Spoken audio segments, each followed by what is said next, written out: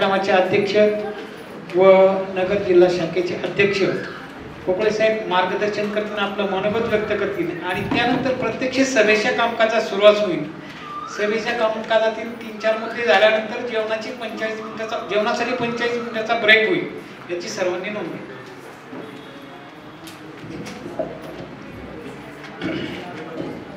नमस्कार। या वार्षिक सर्वसाधारण सभेसाठी सगळ्यांनी लक्ष द्या। थोडंसं बोलणार आहे, मी जास्त बोलणार नाही, खूप बोलतो तर लक्ष देऊन ऐका थोडंसं। आपण माझा अध्यक्षीय भाषण झालं का आपली वार्षिक सभा कंटिन्यू करणार, त्यातले 2-3 महत्त्वाचे मुद्दे जे आहेत ते चर्चेला ठेवणार आहे लगेच आपण। आणि माझ्या माहितीप्रमाणे आपला ब्रेकफास्ट चांगला झाला, दमदार झाला बरं का, त्यामुळं भूक काही फारशी लागली नसेल मला, अशी माझी धारणा आहे, बरोबर आहे। त्यामुळं आपण 2च्या दरम्यान ब्रेक घेतलं चालेल ना आपल्याला? ओके, धन्यवाद। आजच्या कार्यक्रमाचे प्रमुख पाहुणे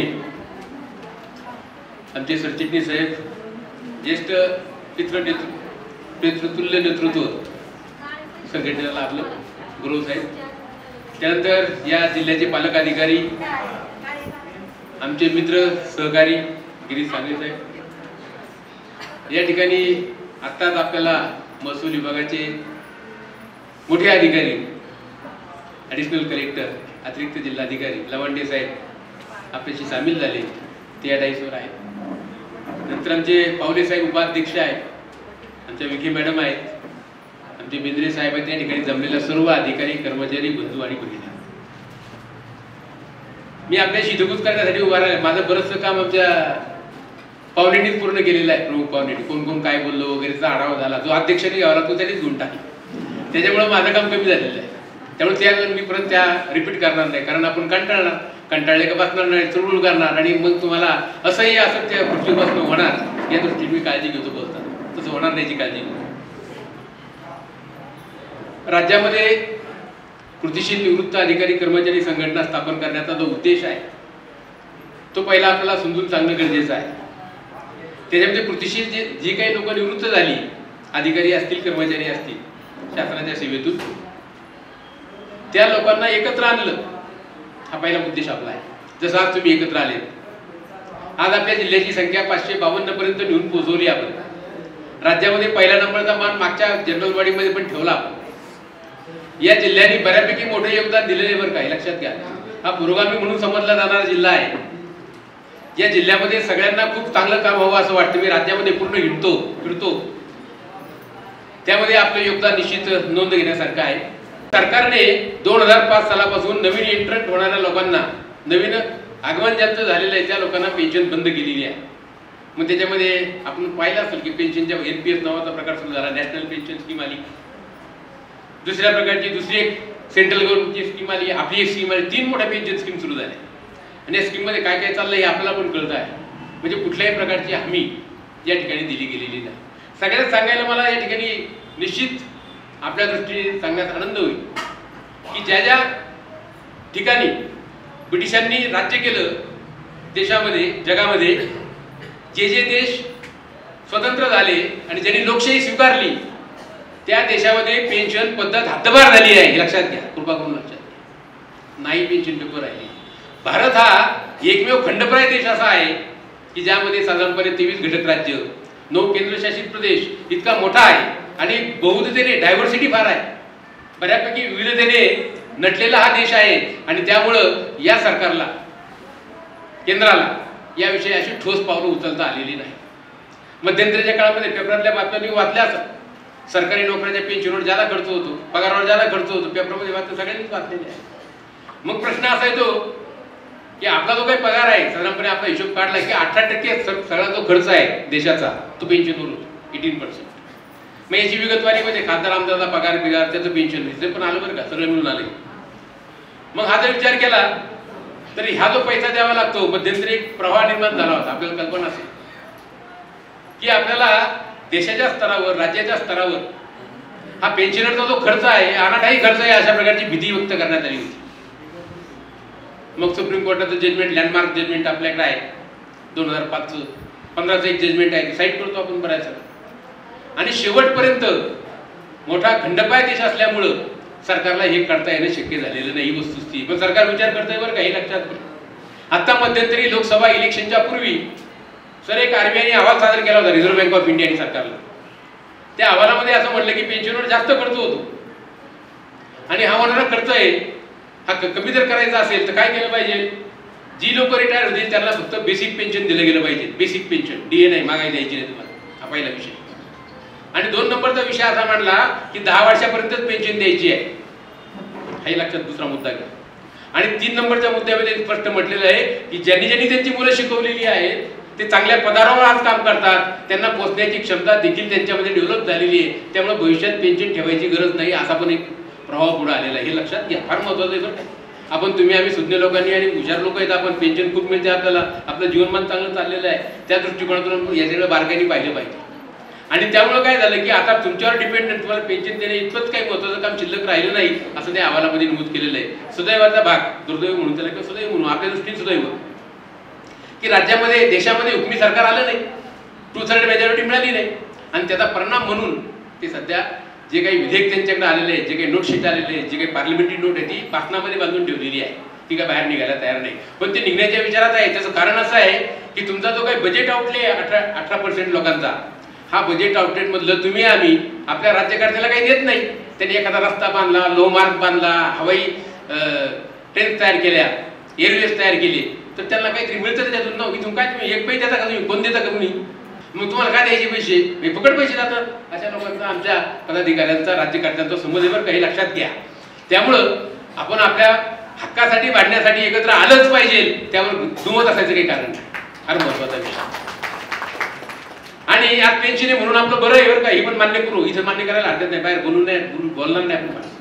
कारण समाजामध्ये बाकीचे लोक ते म्हणतील त्याला खूप मिळतात पैसे वगैरे, तो कमेंटचा भाग सोडून देऊ आपण. परंतु खऱ्या अर्थाने आपलं जीवन जे आता सुखकर चाललंय, 2 टाइमला आपण गोळ्या घेतो, प्रत्येकाला आजार झालेले, डायबिटीस आहे, बीपी आहे, अजून काय काय आहे, कोण बेड रिडन आहे, हे संपूर्ण केवळ आपल्या त्या पेन्शनमुळे शक्य होतं. हे कृपा करून ध्यानात घ्या. ती जर बंद झाली तर काय परिस्थिती होईल, आपल्याला घरामध्ये आपली सुनबाई ताट सुद्धा वाढणार नाही. तुम्ही घरामध्ये पेन्शन तर बंद करा, 1 महिना देऊ नका, काय तुमची परिस्थिती तुम्हीच मला सांगा नंतर फोन करून. म्हणजे आपण देतो म्हणून लोक आपल्याला मान देतात, तुम्हाला हे ध्यानात घ्या, म्हणून तुम्हाला जीव घालतात नाही, ते जीव पण घालणार नाही. हे पटतं का पहा वाक्य मध्ये, म्हणजे आपण देतो त्याच्या बदल्यात ते जीव घालतात आपल्याला. आपली काहीतरी सेवा आपल्या मुलाबाळांना सुनेला उपयोगी पडते म्हणून ते आपल्याला सांभाळतात. आपण सेवा करून सुद्धा त्यांची गरज संपली का ते आपल्याला फेकून देतात, यूज अँड थ्रो. अशा परिस्थितीत आपण सामोरं जातो, हेच तुम्हाला माहित असेल. आता बरेचसे माझ्यामध्ये आज्या झालेले बाय आहेत आपल्याकडं, आपण आजोबा झालेलो पण आहोत, आपल्याला थोडंसं या संबंधात ज्ञान आहे. सुदैवांची ज्यांची मुलं बाळ चांगली याचा तुमचा सांभाळ करणारी या दृष्टीने चांगली असेल त्यांच्या बाबतीत मी बोलणार नाही. परंतु सर्वसामान्यपणे असं दिसतं की हिडीस झालेली दिसती. हे वयोवृद्ध माणसं, सिनियर माणसं घरामध्ये आगळीसारखे वाटतात, ही सुद्धा वस्तुस्थिती मान्य करण्यासारखी आहे. कारण घरची जी तरुण पिढी पुढची त्याला त्याचं व्यक्ती स्वातंत्र्य मिळत नाही सर, आणि ते व्यक्ती स्वातंत्र्य नाही मिळालं तर फार अडचण तयार होती. ही सुद्धा बाब लक्षात घेण्यासाठी आहे. म्हणून आपल्या हक्कासाठी आपल्याला एकत्र आलं पाहिजे. संघटनेची सभासद संख्या वाढवलीच गेली पाहिजे कुठल्याही परिस्थितीमध्ये.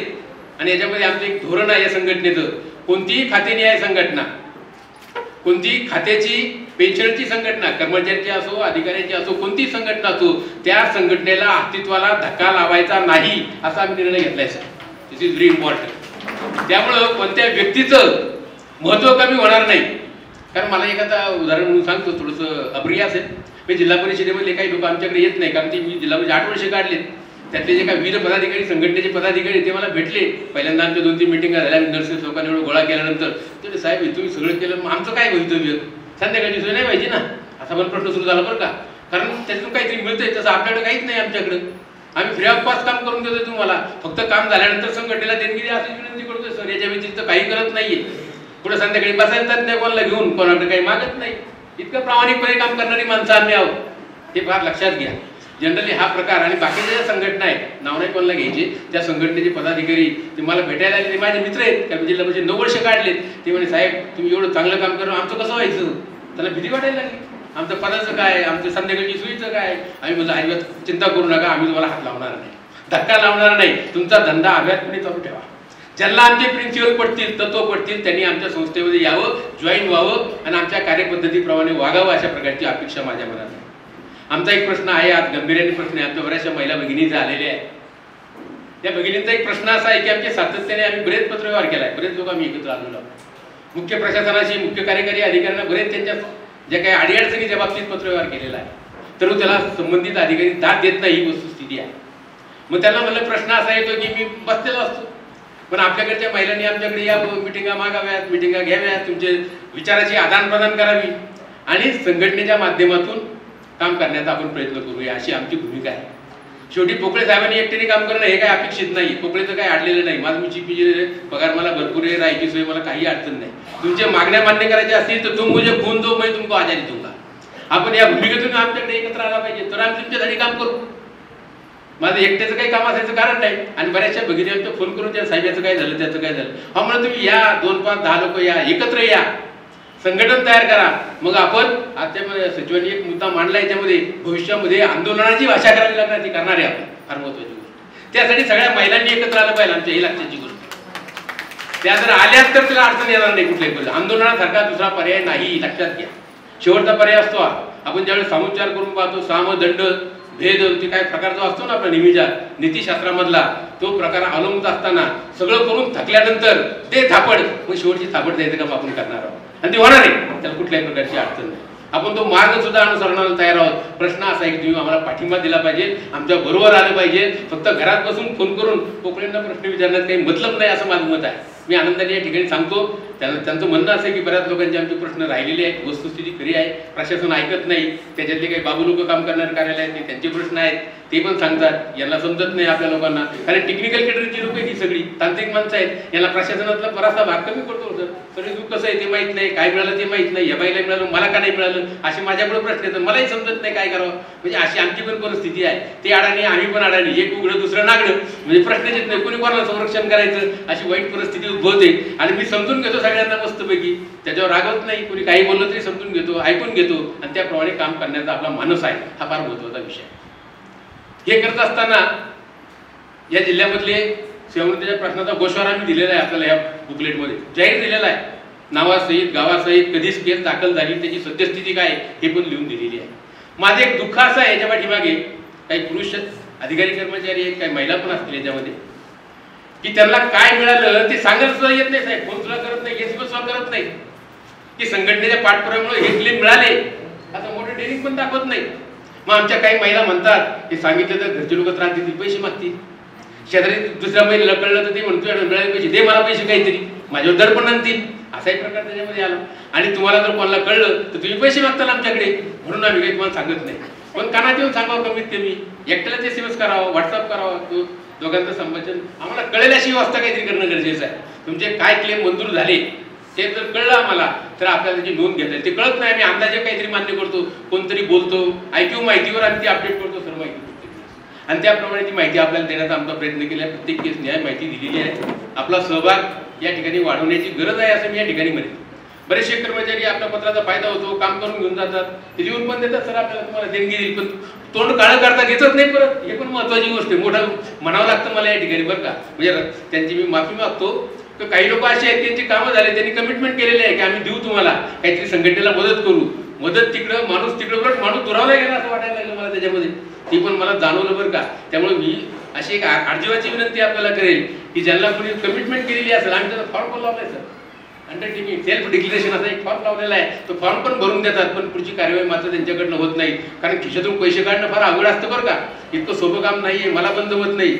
आणि कोणाच्या खिशातून पैसे काढणं म्हणजे फार दिव्य काम आहे. परमेश्वरात सुद्धा अपयशी त्या ठिकाणी करायला गेलं तिथं, तो पण थकून जाईल म्हणून जाऊ दे, वर जागा बरी माझी, म्हणून इंद्र वर असतो, खाली येत नाही, देव खाली येत नाही आपल्याकडं. हे माणसं इतके वाईट आहेत की त्याला जगूच देणार नाही देवाला, अशी पण परिस्थिती असण्याची शक्यता नाकारतात नाही. म्हणून परमेश्वराने स्वर्गामध्ये तरी स्थान ठेवले इंद्राणी, त्याला खाली पडवत नाही यायला. आणि त्याचं काय असलं तर ते नारदामार्फत काम करतो, तो प्लस मायनस काय करायचं असल्या मानव पृथ्वी तलावर. तर तशा प्रकारची परिस्थिती. तर माझी एक आर्जीवाची दुसरी विनंती असणार आहे, जे काही आमच्याकडे तक्रारी देतात, पेन्शन प्रकरण दाखल करतात, त्यांना ज्या ज्या काही मिळाल्या असेल ते डिपार्टमेंट कधी कधी कळवत नाही. काही कळवतात डिपार्टमेंट, काही लोक काही पण वाटतं त्याला कळवायला, काय संघटनेला कळवायचं ते सांगत पण नाही. आणि तो कर्मचारी पण बोलत नाही, ज्यांच्या हितासाठी आपण काम करतो तोही बोलत नाही, आणि ते कार्यालय बोलत नाही, आणि आम्हाला काही कळत नाही.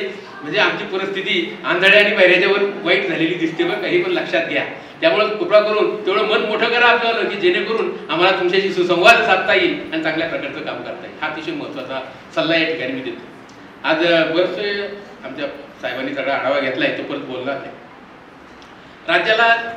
राज्यस्तरावर ज्यावेळेस काम करायचा योग येतो त्याच्यामध्ये पहिली पेन्शनर समिती, आरोग्य समिती आणि तुमची दक्षता समिती अशा 3 प्रकारच्या समित्या नेमलेल्या आहेत.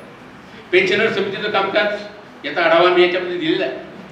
दुसरा जो आहे दुपारच्या सत्रामध्ये दक्षता समिती आहे त्याचाही आढावा आपल्याला होणार आहे की आपल्याकडचे काही कर्मचारी अधिकारी त्यांची मुलं त्यांना सांभाळत नाही, मारहाण करतात, पैसे काढून घेतात, पेन्शन लुबाडतात, निघून जातात आणि त्यांचं जसं ते वयस्कर होतील तसं आधी दुरापास्त होतं. ही सुद्धा वस्तुस्थिती त्याविषयी सुद्धा आपण संघटनेकडे ज्या लोकांनी जर कंप्लेंट केल्या, माहिती दिली तर आपण त्या ठिकाणी संघटना निश्चित त्या ठिकाणी धावून येईल अशा प्रकारचा विषय आहे. 3 नंबरचा आरोग्य उपसमितीचा आपल्याकडच्या महिला या ठिकाणी जमलेल्या आहेत. लताताईला बोललो, मी विखे मॅडमला देखील बोललो की मध्यंतरीच्या काळामध्ये एक डोक्यात विषय असा होता की आज आपल्या साधारणपणे ज्यावेळेस 450 सभासद होते आमचे, त्यावेळेस आम्ही एकल महिलांची संख्या, एकल पुरुषांची संख्या अशी 19 लोकांची जस्टिफाय केली सर. त्याच्यामध्ये ऑर्डर पण लावलेली आहे की त्या माणसाला भावनिक आधार देणं गरजेचं आहे. आणि बरीचशी आता मुलं अशी आहेत किंवा तुम्ही पेन्शनर असे आहेत की तुमचे मुलं कुठेतरी बाहेर आहेत, मुलगी कुठेतरी आउट ऑफ स्टेट आहे किंवा मुंबईला वगैरे आहेत, तुमच्या जवळ राहत नाहीत, एकटेच राहतात, दोघं नवरा बायको असतात, त्यातला एक जातो अगोदर कोणतरी आणि दुसरा शिल्लक राहतो, त्याची फार वाईट परिस्थिती असते. आपले शेजारचे नातेवाईक असतील, सभोवताली गल्लीतले लोक असतील, तुमच्याकडून काही मिळत असेल तर तुमच्याकडे येतील, अन्यथा काही येणार नाही. हीच वस्तुस्थिती नाकारता येण्यासारखी. त्यामुळं या संघटनेने आपण त्यांच्या आरोग्याची हमी म्हणून त्यांना एक सपोर्ट करण्याच्या दृष्टिकोनातून एक कार्यालयीन आदेश देखील निर्मित केला आणि काही ठराविक माणसं, ठराविक आपल्या नर्सेस आहेत त्यांना त्यातून दिले, काही डॉक्टरची कन्सल्टन्सी पण आपण दिलेली आहे. पण सगळा खर्च त्या पेन्शनरनीच करायचा आहे बरं का, हे लक्षात घ्या. बाकीचं आपण जे काही अवांतर काम जे आहे, सपोर्ट करण्याचं काम आहे, नेणं आणणं वगैरे सगळ्या ज्या गोष्टी आहेत, मार्गदर्शन करणं, ते आपण करणार आहोत. तो एक आपण अतिशय महत्त्वाचा पायंडा राज्याला दिलेला आहे. त्यामुळेच आपल्यानंतर 2-3 जिल्ह्यामध्ये अजून कार्यवाही सुरू झाली, नंतर अजून पूर्ण राज्यामध्ये सुरू व्हायची आहे. कारण त्यांच्याकडे थोडं मनुष्यबळ तयार होणं गरजेचं आहे, ही बाब अतिशय महत्त्वाची. सगळ्यात महत्त्वाचा विषय आज दुपारच्या या सत्रामध्ये चर्चा होणार ती म्हणजे ज्येष्ठांना उतारवयात जोडीदाराची गरज काय, असा एक विषय आमचा पुढे आहे. त्यासाठी आम्ही एक उपक्रम सुरू केला आहे. पाठक साहेब त्याच्यावर सविस्तर बोलणार आहे, त्याचा उल्लेख फक्त मी करतो की ज्यावेळेस माणूस ज्येष्ठ जातो ना, समजा जर पुरुष जर अगोदर गेला तर बाईचं जीवन साधारणपणे त्रासाचं असतंच. मी काही म्हणणार नाही त्रासाचं नाही असं म्हणणार नाही, परंतु तिथे ते जीवन जगू शकते बऱ्यापैकी. पण त्याच्या हयातीत जर पत्नी गेली तर पुरुषाचं जीवन जगणं हे दुरापास्त होतं. कारण कसं आहे, ते सगळं परवानगी आपला कार्यक्रम आहे, आपल्या सवय लागलेली असती. गोळी आणून दे, पाणी आणून दे, आमकं करतो, सगळं सांगायची होती. माणसंच नाही कोणी आता खाली. सुनाला सांगायचं काही थोडं डिलिंग होत नाही आपलं, कारण ते आपलं ऐकलं नाही ऐकलं माहित नाही आपल्याला. मुलाला सांगायचं, मुलगा कामामध्ये होते ना, तुझा प्रश्न येत नाही. त्याच्या मूडमध्ये आलं, चॉकलेट मिळालं, त्याला चांगली आपण त्याला चांगलं ट्रीट केलं तर ते देतील ते. म्हणजे भविष्यामध्ये आपल्याला असं लक्षात आलंय की ही जी माणसं आहे, तुम्ही आम्ही रिटायर्ड झालेली माणसं आहे, ही माणसं घरच्या लोकांना आवडेण्याची होण्याच्या ऐवजी आवडतील कशी या दृष्टिकोनातून आपल्या वर्तनात बदल करण्याची गरज आहे. फार महत्त्वाचा विषय या ठिकाणी आहे. म्हणजे तुम्ही आम्ही जो म्हणतो ना, माझ्या काळात आज चाललं ना, आता हे काय असं ते तसं काही म्हणू नका. हे चाललंय अतिशय चांगलंच चाललेलं आहे, परमेश्वरानेच तयार केलेलं आहे सगळं. त्यामुळे त्याच्याविषयी दोष न देता आपण त्यांच्या आवडीनिवडीप्रमाणे आपण थोडंसं रिमॉडेल होऊ असं माझं म्हणून. मी म्हणतोय सगळं बदला असं म्हणणार नाही, पण काही प्रमाणामध्ये बदल आपल्याला करता आला पाहिजे अशा प्रकारची भूमिका आहे. म्हणजे तुमचं जगणं सुसह्य होईल, घरच्या लोकांना त्रासाचं वाटणार नाही, या दृष्टिकोनातून प्रयत्न गरजेचा आहे. तो एक प्रयत्न आपण या ठिकाणी केलेला आहे, तो आपल्याला सांगण्यासारखा आहे, राज्यामध्ये देखील केलेला आहे. दुसरा एक विषय आपल्या पुढे चर्चा करताना असा एक विषय माझ्या मनामध्ये आज आला. मागे आता गेली 2-5 महिने चालू आहे, संलग्नता देण्याचा विषय आहे. साहेबांनी सांगितलं की हे आमचे मोठे साहेब म्हणले, आमचे म्हणजे दळवी साहेब मागच्या जनरल बॉडीमध्ये, ही संघटना मोठी झाली पाहिजे, तिचा वटवृक्ष झाला पाहिजे. हे करत असताना आमच्या मनामध्ये आलं का महासंघ तयार झाला पाहिजे, पेन्शनरचा महासंघ तयार झाला पाहिजे असा विषय चर्चा झाली. हे करत असताना आमच्या पुढे 2 मुद्दे आले होते. नोंदणी विभागाचं रजिस्ट्रेशन लागेल त्याला, आणि 2 नंबर तुमच्या धर्मदाय आयुक्ताचं रजिस्ट्रेशन असण्याची गरज आहे. हा एक विषय. हे करण्यासाठी आम्ही प्रयत्न केला. राज्याचे धर्मदाय आयुक्त, सहाय्यक धर्मदाय आयुक्त यांच्याशी चर्चा केली, त्यांच्याकडनं कागद मागायचा प्रयत्न केला. पण त्यांच्याकडे अजून एकत्रित ज्या पेन्शनर असोसिएशन्स आहेत त्यांच्या एकत्रित अशी रजिस्टर केलेली जिल्हा वाईज, तालुका वाईज, इव्हन राज्यस्तरीय, विभागीय स्तरीय अशा प्रकारची नोंद नाही सर. ही वस्तुस्थिती आहे. ज्या काही दिल्यात त्या स्कॅटर दिलेल्या आहेत आणि संगणकीकरण त्यात झाले नसल्यामुळं ते कागद जीर्ण झाले आणि सापडत नाही अशा प्रकारची उत्तर आम्हाला पाहायला मिळाली. पाहायची किती मजेशीर गोष्ट आहे पहा. त्यामुळं तो पेन्शनर महासंघ तयार करायला आणि बऱ्याचशा सेवामुक्तांच्या संघटना ज्या आहेत, खातेनी आहेत, खात्या शाळेमधल्या इतर ज्या सगळ्या समाजातल्या, त्या अनरजिस्टर्ड आहेत. ही सुद्धा फार मोठी अडचण त्याच्या पाठीमागे आहे. त्यामुळे त्यांचं कोॲग्युलेशन करणं, एकत्र आणणं हे थोडंसं अडचणीचं ठरणार आहे. म्हणून मध्यंतरीच्या काळामध्ये काय केलंय की इतक्या वेळ थांबणं शक्य नाही आपल्याला. म्हणून आपण निर्णय असा घेतला की पेन्शनर जे लोक आहेत सगळ्या स्तरावरचे, म्हणजे प्राथमिक स्तरावरचे असतील, जिल्हा स्तरावरचे असतील किंवा राज्य स्तरावरचे असतील, वेगळ्या ज्या संघटना पेन्शनरच्या आहेत त्या पेन्शनरच्या संघटनांनी एकत्र येऊन न्याय मागण्यासाठी एकत्र यावं आणि त्यासाठी एक संयुक्त विचारविनिमय समिती असावी अशा प्रकारचा निर्णय कुलते साहेबांनी घेतला.